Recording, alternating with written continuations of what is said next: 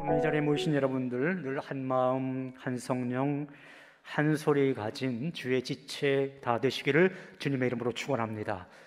우리 옆에 있는 분들하고도 이렇게 인사할까요? 우리는 주의 지체입니다. 한 말씀 더 하죠. 따라서 행복합시다. 우리가 신앙생활을 하면서 가장 신이 날 때는 우리의 기도가 응답되었을 때일 것입니다. 질병에 시달리다가 내가 기도 응답을 받았어요. 그래서 병에서 노인받아 건강하게 되었을 때 얼마나 좋을까요? 이 경제적으로 궁핍함에 시달리다가 내가 기도했어요. 그런데 의외로 일이 잘 풀려 풍족하게 되면 하나님이 내 기도 들어주셨구나 하고 온 세상을 얻은 것처럼 우리는 기뻐할 것입니다. 그런데요, 하나님이 우리가 너무 사랑스러워서 내가 기도하기도 전에 우리 가운데 찾아오셔서 네 소원이 뭐냐? 무엇이든지 다 들어줄 테니 말해봐라. 그렇게 말하신다면 여러분 기분이 어떨 것 같습니까? 구약성경 열왕기상 3장에 있는 말씀을 보면 우리가 잘 아는 이야기가 나오죠. 이 솔로몬이 왕이 된 후에 기브온에서 일천번제를 드리게 됩니다. 그런데 일천번제가 끝날 때쯤 하나님께서 솔로몬에게 나타나 물으셨어요. 네 소원이 무엇이냐? 네 소원이 무엇이냐? 저는 어렸을 때 하나님께서 솔로몬에게 나타나서 물으셨듯이 언젠가 저에게도 꿈속에 나타나셔서 초롱아, 내 소원이 뭐냐? 이렇게 물으신다면 나 정말 좋겠다 그런 생각을 해보았어요. 그리고요, 그때 하나님이 그렇게 질문하실 때 내가 뭐라고 대답할까? 1번 뭐, 2번 뭐, 3번 뭐 그렇게 정해놓은 것도 있었습니다. 여러분 그렇지 않습니까? 뭐 안 나타나시면 할 수 없지만 혹시라도 하나님께서 저에게 나타나 물으신다면 뭔가 대답을 준비해야 될 것 같았어요. 그래서 1번, 2번, 3번 그 준비를 해놓았던 그런 기억이 있습니다. 사실 사람은 누구나 자기 나름대로의 어떤 소원을 가지고 삶을 살아갑니다. 그런데 잘 보면요, 그 소원의 내용이 곧 그 사람의 인생관의 가치관이며 수준입니다. 옛날 우리가 가난해서 먹을 것이 궁하던 그런 시절, 그때를 회고해 보면 당시 사람들의 소원은 아주 소박했었죠. 그저 이것이었습니다. 쇠고기국에 하얀 쌀밥 시큰 먹고 싶다. 그런 식의 소원이 있었습니다. 바로 그것이 그 시대 사람들의 수준이었던 것이죠. 제가 이제 이 설교를 준비하다가 이 소원하면 생각나는 그런 이야기가 하나 있더라고요. 이 양주 지방에 전해 내려오는 독장수의 구구라고 하는 설화입니다. 독장수의 구구. 어느 독장수가 있었다라고 그래요. 여러분 독장수 아시죠? 예전에는 뭐 간장, 된장을 빚을 때 큰 독이 반드시 필요했지 않습니까? 그래서 아무튼 그 사람이 이제 돈을 벌기 위해서 이제 독장수를 하게 되었는데요. 그런데 이 독이 워낙 크고 무거워서 많이 짊어지고 가지는 못하고 그저 큰 독 3개를 지게 위에 짊어지고 집을 나섰습니다. 하지만 종일 돌아다녀도 독이 잘 팔리지 않는 거예요. 어깨만 빠질 것처럼 아픈 겁니다. 이제 고개에 다다른 독장수는 나무 그늘 밑에 지게를 내려놓고 지게 작대기에 받쳐 놓았어요. 몸이 홀가분하여진 독장수는 지게 옆에 벌렁 들어놓았습니다. 그리고 나름대로 한여름밤에 꿈을 꾸는 거예요. 시원하다. 가만히 있어봐라. 저 독들을 팔아서 빚을 갚는데 먼저 쓰고 나머지 독들을 팔면 내가 다른 독 2개를 살 수 있겠지? 그 독을 팔면 다시 독 4개를 살 수 있고 4개를 팔면 2는 4, 2, 4, 8 그래 8개를 살 수 있어. 독장수는 신이 나서 머릿속으로 계속 셈을 하는 거예요. 며칠 안 가서 독이 100개도 넘겠는걸. 그럼 독을 판 돈으로 고래등 같은 기와집도 짓고 은마울 삼돌이 각시 삼순이보다 더 이쁜 각시도 얻고 그럼 이리 오너라 하면 쫓아올 하인들도 있어야 되겠지. 나도 이제 하인도 드는 거야. 독장수는요, 너무 기쁜 나머지 이 팔을 번쩍 들었습니다. 그러다가 팔로 지게 작대기를 건드리고 말았어요. 여러분, 어떻게 되었을까요? 그렇죠? 그만 와장창 하고 그 지게가 넘어져서 독이 깨져버렸습니다. 독장수는 깨어진 독 조각을 주어서 얼른 주워들었지만 이미 독은 독장수의 꿈과 함께 산산조각이 되어버리고 말았다라고 하는 그런 이야기. 이렇게 쓸데없이 미리샘을 하거나 궁리하는 부질없는 소원을 독장수의 구구라고 합니다. 사랑하는 여러분, 저는 오늘 이 예배를 드리시는 여러분 모두는 독장수의 구구 같은 그런 일장춘몽 같은 소원이 아니라 정말 우리 하나님께서 기뻐하시고 기대하시는 그런 소원을 가지시고 결국 그 소원을 이루어 나가시는 그러한 은혜가 있기를 주님의 이름으로 축복합니다.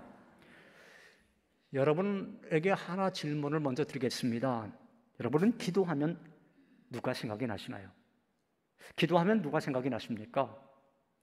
요즘 기독교 서점을 가면 기도에 관한 책들이 많이 나와 있어요. 아니, 우리 수색교회 도서관에 가봐도요, 기도에 대한 책들이 많아요.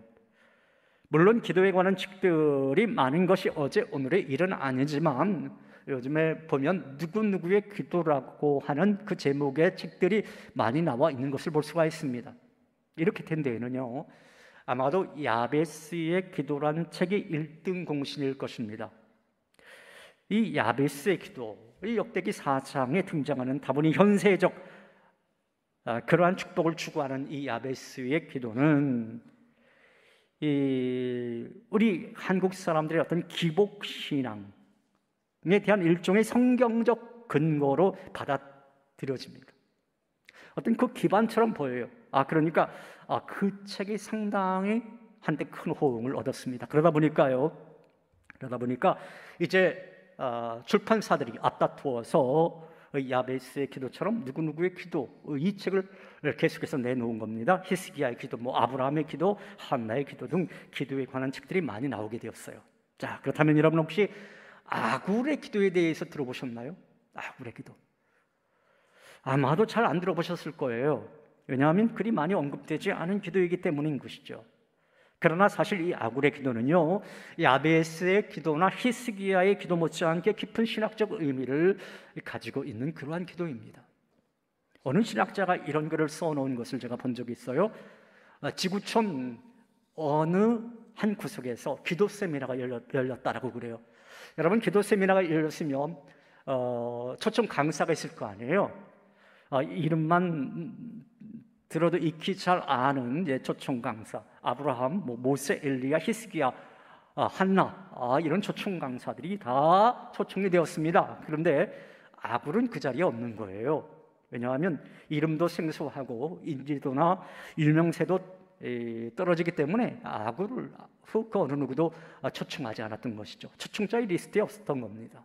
그렇지만요, 이제 하늘나라에서 기도의 거장들의 회의가 있었어요. 그러니까 하나님이 이제 초청합니다. 그 기도의 거장들을 하나님께서 초청하는데 앞에 있는 그 모임과 다른 점은 아굴이 당당히 그 한 자리를 차지하고 있었다라고 하는 것입니다. 하나님은 무명의 지도자였던 그 아굴을 당당한 기도자의 반열에 올려놓았던 것이죠.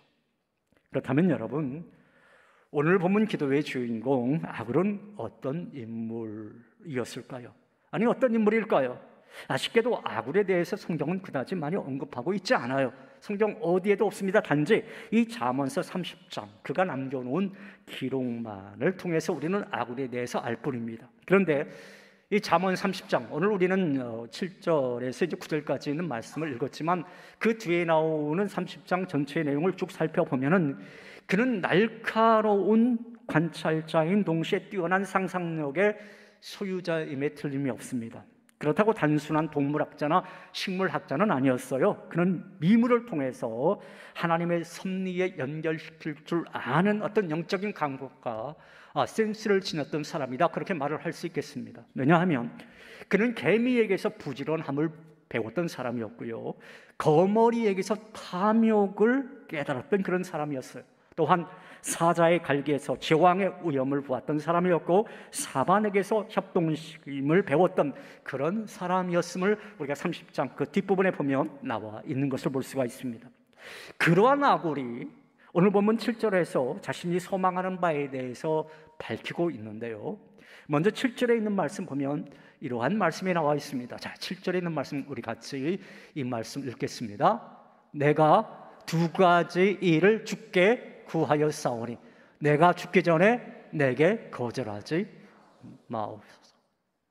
내가 두 가지를 주님 앞에 기도하겠다, 구하겠습니다. 그런데 포인트 되는 말이 있죠. 어떤 단어입니까? 내가 죽기 전에라고 하는 단어예요. 이건 내가 죽기 전에 거절하지 말아주세요.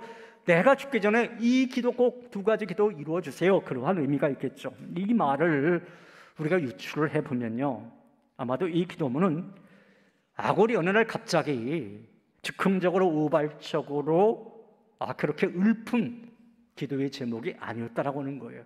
평생토록 지녀왔던 소망의 기도였던 것 같습니다. 여러분은 평생 동안 지녀왔던 소망의 기도가 과연 무엇입니까? 아무튼 아굴은 평생 동안 지녀왔던 소망의 기도가 있었어요. 어쩌면 아굴은 지금까지 가지고 싶은 것 다 가지고 누리고 싶은 것 다 누리며 살아왔지만 마음 깊은 곳에 아직도 꼭 이루고 싶은 이 기도, 이 두 가지 기도 제목이 있었던 거죠. 그래서 죽음과 일생을 투자하여도 아깝지 않은 기도의 제목, 아굴은 이 두 가지 기도 제목의 일생의 목표를 걸고 쉼없이 달려왔던 것 같습니다. 여러분, 혹시 여러분도 아굴처럼 하나님 내가 죽기 전에 이것은 꼭 이루고 싶습니다 라고 하는 소원 있습니까? 그 소원이 무엇인가요? 오늘 이 시간에 한번 생각해 보세요. 나의 소원은 뭐였지? 생각도 안 해본 분들은 있죠. 그렇죠? 내가 죽기 전에 이거 꼭 이루어야 되겠다라고 하는 어떤 소원, 여러분 그거 있지 않습니까? 아니, 있어야 되는 거예요. 자, 그런데요, 그런 기도는 몇 번 기도하다가 안 되면 낙심하고 포기해서는 안 됩니다. 오늘 본문에 있는 말 그대로 평생 동안 기도해야 되는 거예요. 평생 동안 기도해야 하는 것입니다. 그렇지 않고서야 어떻게 죽기 전에 응답될 수가 있겠습니까? 사랑하는 여러분, 바라기는 우리 하나님께서 여러분들이 드리시는 평생 동안의 기도에 꼭 응답해 주시기를 주님의 이름으로 축원합니다. 자, 그렇다면 여러분, 아굴이 드렸던 그 두 가지 소원의 기도가 과연 무엇일까요? 오늘 본문은 두 가지로 나누어서 우리에게 말씀해 주고 있습니다. 이 말씀을 통해서 우리가 함께 은혜를 나누겠습니다. 첫째로 아굴은 정직한 삶에 대한 소원이 있었습니다. 한번 따라 해볼까요? 정직한 삶에 대한 소원. 정직한 삶에 대한 소원이 아굴에게 있었어요. 오늘 보면 8절 상반절에 있는 말씀 보면 이런 말씀이 있어요. 자, 자막을 보면서 이 말씀 같이 읽어보죠. 곧 헛된 것과 거짓말을 내게서 멀리 하옵시며. 제가 이 말씀을 공동번역에서 찾아보니까 이렇게 기록되어져 있더라고요. 하나님이여, 허황된 거짓말을 하지 않게 해주십시오. 허황된 거짓말을 하지 않게 해주십시오. 한마디로 진실을 구하는 기도할 수 있도록 도와달라. 정직한 삶에 대한 소원의 기도 아니겠습니까? 여러분, 왜 진실이 중요한가요? 왜 진실이 중요한 것입니까? 사람이 진실하고 정직하기가 정말로 어렵기 때문에 그러한 것이죠. 사람이 처음부터 진실함으로 시작을 하면 마지막까지 그래도 어느 정도 진실할 수 있어요. 그런데요, 처음부터 거짓말로 시작하면 여러분 어떻습니까? 계속해서 마지막까지 거짓말을 해야 되는 거예요. 거짓말이 거짓말을 낳습니다. 간혹 보면 비밀이 많은 사람 만나게 되잖아요. 뭘 그리 숨길 게 많은지요. 본인은 이리저리 숨긴다고 하는데 주변 사람은 이미 다 알더라고요. 본인만 몰라. 근데 주변 사람은 이미 다 알아. 소문은 다 퍼졌어요. 그런데 숨기는 이유가 뭘까요? 물론 어떤 한 그 사건을 통해서 그 겪었던 트라우마가 있기 때문에 그렇게 할 수도 있어요. 그렇지만요, 때에 따라서는 내가 진실에 대해서 말하는 것이 체질화되지 않았기 때문에 숨기는 것이 습관화되어서 그런 경우가 많이 있습니다. 처음부터 숨겨왔기 때문에 다 오픈할 수가 없는 거죠. 사실 우리가 믿는 성도라고 한다면 이 세상을 살아가다 보면요, 정말 정직하게 산다라고 하는 것이 이거 쉬운 게 아니구나라고 하는 것을 느끼게 될 것입니다. 악한 마귀가요, 우리를 가만히 내버려 두지 않아요. 때때로 위협을 해오고요, 유혹도 해오고요, 핍박도 해오고, 조금만 타협하면 모든 게 잘 될 수 있다고 그렇게 말하기도 하고, 세상 사람들 다 그렇게 살아간다고 미혹하기도 합니다. 그래서 결국 어떻게 하나요? 타협하고 대충 거짓을 자행합니다. 때문에 여러분, 이 정직과 이 성결의 문제는 우리 자신의 노력만 가지고는 안 되는 거예요. 누가 도와주셔야 되는 것입니까? 정말 하나님이 도와주셔야 되는 거예요. 하나님이 도와주셔야 됩니다.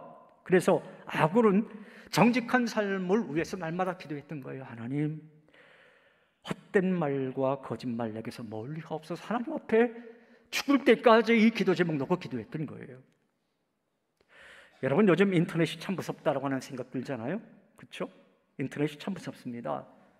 신상털이라고 하는 말 들어보셨죠? 오늘 아침 뉴스에도, 아니 어제 뉴스에도 밀양 성폭행 신상털이라고 하는 그 제목의 그 타이틀이 올라와 있더라고요. 어떤 사람을 겨냥하고 인터넷에 있는 흔적들 일일이 찾아내서 다 들춰내는 겁니다. 뭐 그렇게 이제 한 사람 매장시키는 것 일도 아닌 시대가 되어진 거예요. 그래서 미국에서는요, 아예 인터넷의 흔적을 지워주는 회사가 인기를 끌고 있다라고 그래요.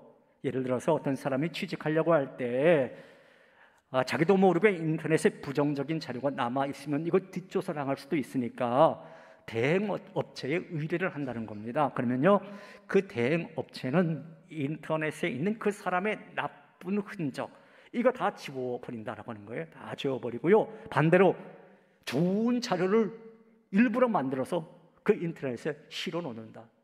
여러분, 요즘에 인터넷에 보면 나무 위키라고 하는 거 있잖아요. 거기에 보면 이게 다 진짜인 줄 아십니까? 아니에요. 교묘하게 이렇게 편집하는 거예요. 그렇게 올려놓는 겁니다. 참으로 어처구니 없는 세상인 거죠.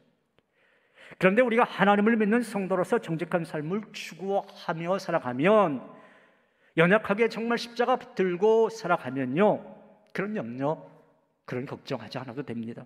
혹시 그런 가운데 불이익을 당하고 시련을 당한다 해도 결국에는 하나님께서 책임져 주시는 것을 볼 수가 있어요. 하나님께서 건져주시는 것을 볼 수가 있어요. 우리가 성경 인물 가운데 요셉이라고 하는 인물 너무나 잘 알고 있잖아요. 그가 애굽의 노예로 팔려가서 바로왕 시위대장 보디발의 집에서 일하는데 그 보디발의 그 부인의 유혹을 뿌리쳤잖아요.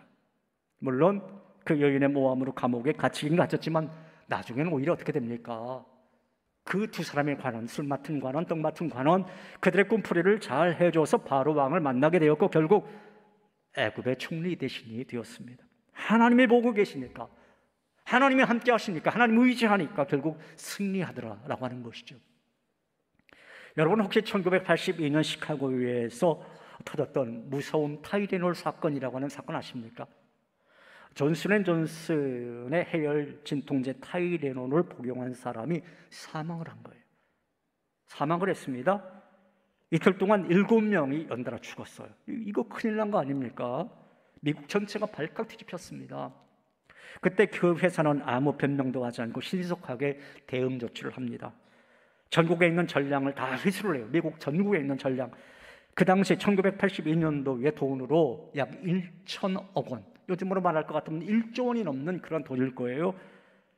그 모든 것을 다 회수를 합니다. 그리고 전국의 병원과 약국에 50만 통의 협조문을 보냅니다. 그리고 존슨앤존슨 그 회장이 직접 텔레비전에 나가서 실시간으로 상황 보고를 하고요, 회사의 장래보다 소비자의 안전을 위해서 최선을 다하는 모습을 보여줍니다. 그러자 국민들의 마음이 어느 정도 진정이 되어 가기 시작합니다. 그러는 동안에 진상을 밝혔는데요, 정신병자가 그 당시에는 저 타이레놀이 지금처럼 알약으로 되어져 있는 것이 아니라 캡슐로 되어 있다라고 그래요. 그러니까 그 캡슐 안에 타이레놀 성분을 빼내고 그 속에 뭘 집어넣느냐면 청산가리를 집어넣은 거예요. 청산가리를 대신 집어넣고 밀봉을 해서 다시 그 판매대에 얹어놓았던 겁니다. 소비자는 아무 생각 없이 또 약사는 아무 생각도 없이 그거 샀던 거고 복용했고 사망사고가 터지고 말았던 거죠.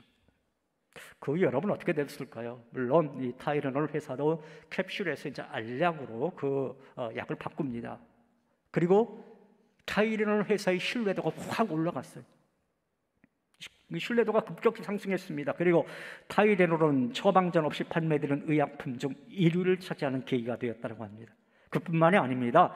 경영학자들이 윤리 경영에 대해서 언급을 할 때마다 모범 사례를 제시를 하는데 꼭 이 존슨앤존슨의 타이레놀을 꼭 대표적인 사례로 소개를 하더라는 것이죠. 여러분, 하나님은 성경 말씀을 통해 분명하게 우리에게 약속을 내주고 있습니다. 어떤 약속이냐? 정직한 삶을 위해 너희가 추구하고 기도하고 그러한 삶을 살면 결국에는 반드시 축복해 주신다라고 하는 그러한 약속의 말씀입니다. 시편 84편 11절에 있는 말씀이에요. 여러분, 이 말씀 우리가 같이 한번 읽어볼까요? 같이 읽습니다. 여호와 하나님은 해요 방패이시라. 여호와께서 은혜와 영화를 주시며 정직하게 행하는 자에게 좋은 것을 아끼지 아니하실 것임이니이다. 아멘. 저는 우리 수액교회 성전도 잘 완공될 수 있었던 것도 모든 분들이 다 정직하게 했기 때문에 이 성전이 잘 완공되었다, 그렇게 생각을 합니다. 하나님께서 그렇게 축복을 해주신 것입니다. 사랑하는 여러분, 아무쪼록 우리 모두 아굴처럼 평생 정직한 삶을 위해 기도하고 또 정직한 삶을 위해 힘쓰심으로 말미암아 정말 하나님이 기뻐하시고 보증하는 축복의 인생 되시기를 주님의 이름으로 축원합니다. 둘째로, 아굴은 자족하는 삶에 대한 소원이 그에게 있었습니다. 한번 따라 해볼까요? 자족하는 삶에 대한 소원. 자족하는 삶에 대한 소원이 아굴에게 있었어요. 함께 오늘 본문 8절 하반절부터 9절에 있는 말씀 자막을 보면서 읽겠습니다.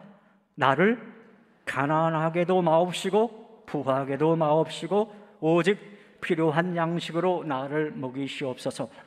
혹 내가 배불러서 하나님을 모른다 여호와가 누구냐 할까 하오며 혹 내가 가난하여 도둑질하고 내 하나님의 이름을 욕되게 할까 두려워함이니이다. 여러분, 이 기도는요, 얼핏 보면 신앙이 별로 없어 보이는 것처럼 보이는 그런 기도문인 것 같아요. 왜요? 하나님, 나 가난하게 그렇게 하지 말아주세요. 내가 가난해서 도둑질할까 두렵습니다. 이런 기도잖아요. 그래서 하나님 이름 욕먹일까 두렵습니다. 네, 야, 이 아굴 참 기도가 왜 저래? 우리가 그렇게 말을 할 수 있겠지만요, 사실 이 기도는 건전한 가치관에 대한 그런 기도인 거예요. 부하면 부한 대로, 가난하면 가난한 대로 늘 생활의 중심에 하나님 모시고 자족하며 감사하며 사는 삶을 소원하는 그런 기도입니다. 그렇다면 왜 아굴이 이러한 기도를 드렸던 것일까요? 여러분 한번 생각해 보세요. 사람이 너무 가난하면 어떻게 됩니까? 사람이 너무 가난하면, 그래서 생계의 위협을 받으면요, 도둑질이라도 하고 싶은 그런 충동이 생기는 거예요. 장발장 이야기 아시잖아요. 여동생의 아이를 위해 빵 하나를 훔쳤던 장발장이 그랬지 않습니까? 도둑질은 하나님의 계명을 범하는 것입니다. 또 하나님의 영광을 더럽히는 것입니다. 그래서 아굴은 도둑질을 해야 할 정도의 가난을 원치 않았던 거예요. 그래서 하나님 앞에, 하나님 나를 가난하게도 마옵시고 혹 내가 가난해서 도둑질하고 내 하나님의 이름을 욕되게 할까 두려우니 하나님 정말 이 기도 들어주세요. 하나님 앞에 기도했던 것이죠. 사실 모든 사람이 다 부하게 살기 원하지만 여러분, 실제로 현실은 어떻습니까? 갑자기 사업을 하다가 실패하는 경우도 있고요, 극도의 가난이 찾아오면 이 사람이 막막해지기 시작하는 거예요. 주체할 수 없는 겁니다. 아굴은 이런 치명적인 가난이 사람을 범죄자로 만들 수도 있음을 알기에 가난하게도 마옵시고 그렇게 기도를 했던 거죠. 그러니까 이 아굴의 기도는요, 자신의 한계 인정한 거예요. 자신의 연약함 인정한 겁니다. 그리고 하나님을 의지하고 하나님을 신뢰하는 믿음의 고백인 거예요. 아마도 하나님은 그의 기도를 거절하지 않으셨을 것입니다. 그런데 여러분, 이런 기도, 이런 삶이 쉬운가요? 사실 굉장히 힘들어요. 보통은 우리가 하나님 앞에 기도할 때 어떻게 하나요? 이거 나를 가난하게도 마옵시고 또 그 다음에 부하게도 마옵시고 이런 기도 안 해요. 여러분 뭐라고 기도해요? 기왕이면 다 주세요. 그렇죠? 이것도 주고 저것도 주고 저것도 주고 꼭 안 준 거 그것도 집중적으로 기도하잖아요. 다 달라고 기도합니다. 그러나 아굴은 오늘 성경 본문에 있는 말씀 보니까 소유 자체보다 그것을 잘 컨트롤할 수 있는 영적 능력을 구했던 것을 볼 수 있어요. 그래서 아굴은 부하게도 마옵시고 그렇게 기도했던 거죠. 홍내가 배불러서 하나님을 모른다 하올까 두렵습니다. 그런 의미로 그런 기도 드렸던 거예요. 여러분 세상에 돈으로 할 수 있는 것 정말 많이 있죠. 예. 그러나 돈으로 할 수 없는 것이 더 많다라는 것을 알아야 돼요. 돈으로 약을 살 수는 있지만 돈으로 건강 절대 살 수 없습니다. 돈으로 친구 살 수 있지만 진정한 벗 얻을 수 없고요. 돈으로 좋은 음식 살 수 있지만 우리의 입맛 돈으로 절대 살 수 없습니다. 돈으로 좋은 침대 살 수 있지만 절대 단잠을 살 수는 없습니다. 그러니까 전혀 그러니까 우리가 인생을 살면서 여러 가지 정말 조심하고 또 우리 스스로 컨트롤할 수 있어야 되는 부분이 바로 이 돈이라고 하는 거예요. 돈은 나에게 필요한 만큼만 있을 때 내가 잘 쓸 수 있는 어떤 능력이 있을 때 그 돈이 우리에게 행복을 주는 그러한 것입니다. 그래서 일찍이 모세는 이런 말을 했어요. 가나안 땅에 들어가는 이스라엘 백성들에게 물질에 대해서 경고를 했는데요. 그 말씀이 이제 신명기 8장 12절 이하에 있는 말씀 속에 나와요. 이 말씀 자막을 보면서 같이 한번 읽어볼까요? 같이 읽습니다. 네가 먹어서 배부르고 아름다운 집을 짓고 거주하게 되며 또 내 소와 양이 번성하며 내 은금이 증식되며 내 소유가 다 풍부하게 될 때에 내 마음이 교만하여 내 하나님 여호와를 잊어버릴까 염려하노라. 보세요. 모세가 가나안 백성들에게 이스라엘 백성들에게 경고를 한 것이 뭡니까? 네가 혹시 점점 부유해졌을 때 네 마음이 교만하여서 네 하나님을 잊어버릴까 나는 염려한다. 그 경고의 말씀대로 이스라엘 백성들이 그랬잖아요. 물질이 많아지니까 점점 하나님 모른다. 그렇게 생각했던 건 아닙니까? 하나님 배반했지 않습니까? 그럴 때 그들의 부요가 오히려 저주가 되었지 않습니까? 그래서 오늘 아굴도 그러한 기도를 했던 거예요. 내가 너무 배불러서 그 배부름 때문에 교만할까 두렵사오니 하나님이 기도 들어달라고 그렇게 기도했던 거죠. 여러분 물질이 주어졌을 때 가장 큰 위험은 예배 받으실 하나님의 자리에 돈이 대신 들어서는 것입니다. 예배 받으실 하나님의 자리에 돈이 대신 들어서는 것, 이게 가장 큰 위험인 것입니다. 석이버섯 채취하는 사람들의 이야기입니다. 송이버섯이 아니라 석이버섯입니다. 이 이야기가 주는 교훈이 있더라고요. 여러분 석이버섯은 저 화면에 보는 것처럼 특이하게도 깎아지른 절벽 바위에 붙어서 서식하는 버섯이에요. 식용으로 쓰이고 약재로 쓰이는 아주 비싼 그러한 버섯이죠. 고소득을 올릴 수 있어서 바위 위에 올라가 채취하는 위험 부담 물론 있지만 많은 신만이들이 이 석이버섯을 채취한다고 합니다. 그런데 초보자들과 고수들의 채취법이 다르다고 하는 거예요. 초보자들은요 아래서부터 무조건 버섯이 보이는 대로 따는 겁니다. 점점 위로 올라가는 거예요. 막 산에 여기도 있고 저기도 있네, 아 저기도 있네, 이렇게 하다 보면은 자기가 돌아갈 곳을 모르는 거예요.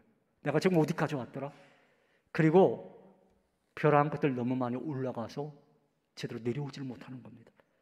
죽음의 위험까지 놓이게 되는 것이 이 석이버섯의 채취라고 그래요. 그런데요 고수들은 어떻게 하느냐, 산등성이 아래에서 산을 전체적으로 다 훑어본다고 합니다. 훑어보고 먼저 목표 지점을 선정한다고 그래요. 아 그래 저 포인트다. 그리고 곧바로 그곳으로 먼저 올라간다라고 그래요. 그리고 거기서부터 거꾸로 아래로 밧줄을 타고 내리면서 서기버섯을 채취한다라고 합니다. 그러면 안전하게 이 서기버섯을 채취할 수 있다라고 하는 것이죠. 무슨 말인가요? 지나치게 욕심부리지 말고 자기가 차지할 수 있는 것만큼 정해놓고 사는 것, 그게 바로 삶의 지혜다라고 하는 거예요. 이 어린아이들의 그 복음성가에 보면 그러한 복음성가가 있어요. 이상하다 동전한 잎. 그 다음 뭔지 아세요? 움켜잡으면 없어지고. 그래요. 예. 움켜잡으면 없어지고. 때로는 인생을 살다가 가난과 시련에 처할 수도 있어요, 우리가. 그럴 때도요, 하나님을 절대 잊어버려서는 안 된다고 하는 것입니다. 그럴 때일수록 하나님이 주신 영적 은혜들을 기억하면서 인내할 것은 인내하고, 또 견딜 것은 견디고, 또 하나님 앞에 진실하게 기도해야 된다고 하는 거예요. 그러면 하나님께서 반전의 축복을 주시고 두고두고 보상해 줄 것이다라고 하는 믿음을 가진 기도가 이 바로 아굴의 두 번째 기도인 것입니다. 사랑하는 여러분, 아굴의 마지막 기도를 여러분 회상해 보면서 여러분의 마지막 소원은 과연 무엇인가 생각해 보십시오.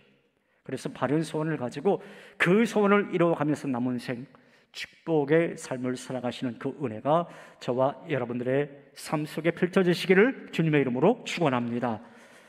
이 시간에 그러한 찬양할까요? 원하고 바라고 기도합니다.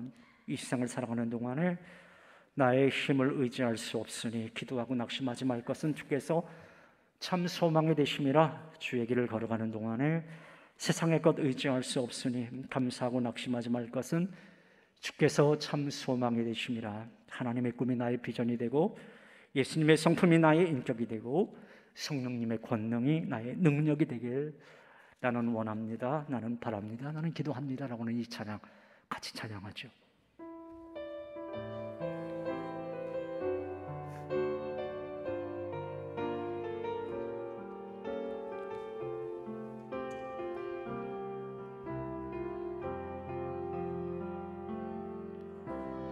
이 세상을 살아가는 동안에 나의 힘을 의지할 수 없으니 기도하고 낙심하지 말 것은 주께서 참 소망이 되심이라. 주의 길을 걸어가는 동안에 세상의 것 의지할 수 없으니 감사하고 낙심하지 말 것은 주께서 참 기쁨이 되심이라. 하나님의 꿈이 나의 비전이 되고 예수님의 성품이 나의 인격이 되고 성령님의 권능이 나의 능력이 되길 원하고 바라고 기도합니다. 다시 찬양할까요? 이 세상을 살아가는 동안에 나의 힘을 의지할 수 없으니 기도하고 낙심하지 말 것은 주께서 참 소망이 되심이라. 주의 길을 걸어가는 동안에 세상의 것 의지할 수 없으니 감사하고 낙심하지 말 것은 주께서 참 기쁨이 되심이라. 아멘. 하나님의 꿈이 나의 비전이 되고 예수님의 성품이 나의 인격이 되고 성령님의 권능이 나의 능력이 되길 원하고 바라고 기도. 우리 양손 높이 들고 하나님의 꿈이 나의 비전이 되고 예수님의 성품이 나의 인격이 되고 성령님의 권능이 나의 능력이 되길 원하고 바라고 기도합니다. 원하고 바라고 기도합니다. 할렐루야. 원하고 바라고 기도합니다. 사람은 저마다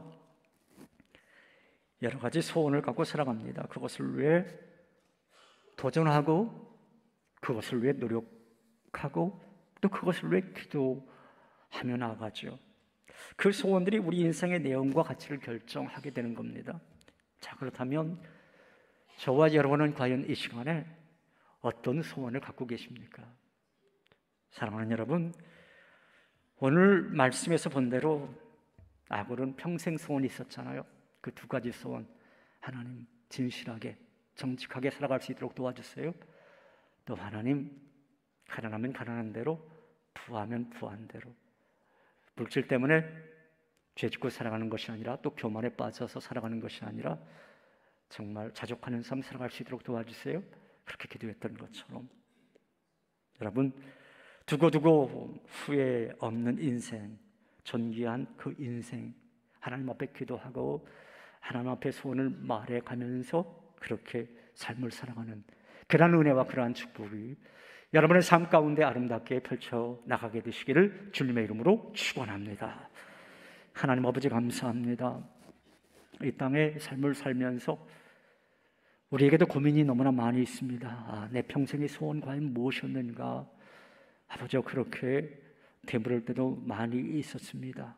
주님, 그런데 오늘 아굴의 기도에 대해서 우리가 은혜를 나누면서 나도 이렇게 기도해봐야 되겠구나, 정직한 삶에 대해서 기도해야 되겠구나, 또 물질에 대해서 내가 이렇게 기도해야 되겠구나, 기도의 법을 배웠습니다. 주님, 원하고 바라고 기도하기는 우리 성도들이 바로 아굴의 기도 본받아서 아굴처럼 기도하고 아굴처럼 삶을 살아갈 수 있도록 도와주시옵소서. 예수님 이름으로 기도하옵나이다.